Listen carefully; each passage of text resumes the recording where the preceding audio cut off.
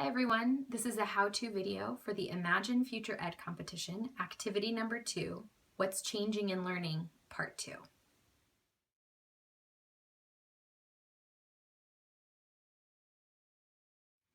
We've already read about 5 trends that are already happening today. But because this is a competition about the future, we need to think about what might happen next. To do that, we'll use a tool called a futures wheel.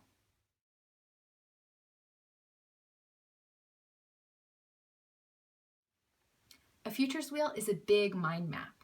It's a creative activity that's meant to generate a lot of different ideas about possibilities for the future.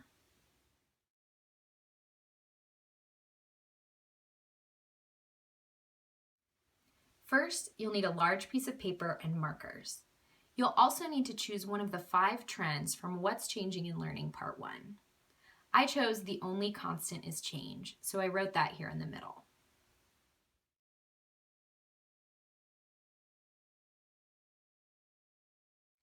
As a reminder, the only constant is change is about how quickly things are changing around us.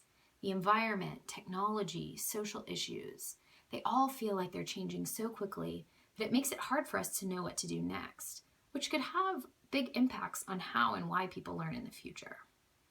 So to start my futures wheel, I need to ask myself, if this is happening now, what might happen next? What might this trend lead to?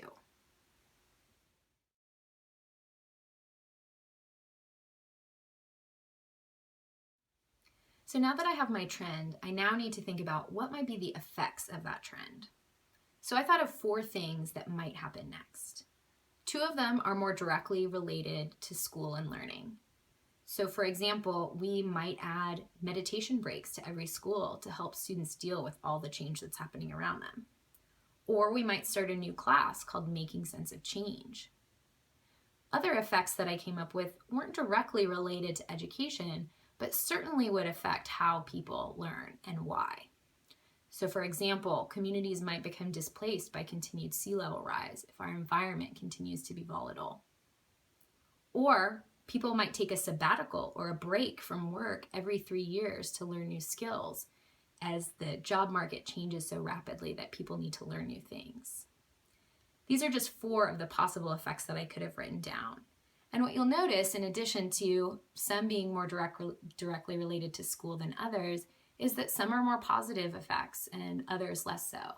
That's good. We want as many ideas as we can at this point. Our next step is going to be to build on these to come up with even more effects of change.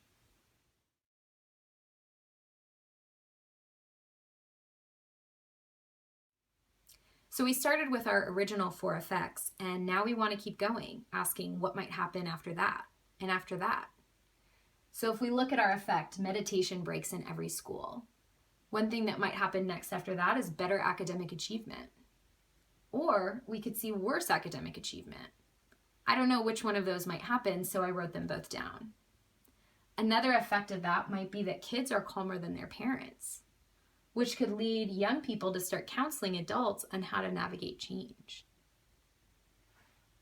Down here with our effect that everyone takes a sabbatical every 3 years could lead to no one staying in a job for longer than 3 years, which could lead to loss of expertise in certain professions.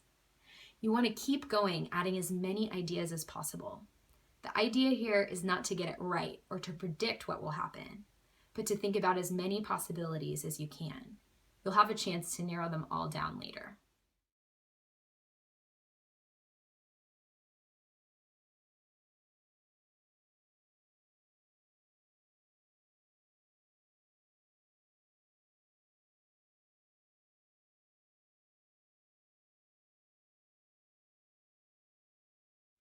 Thanks for watching.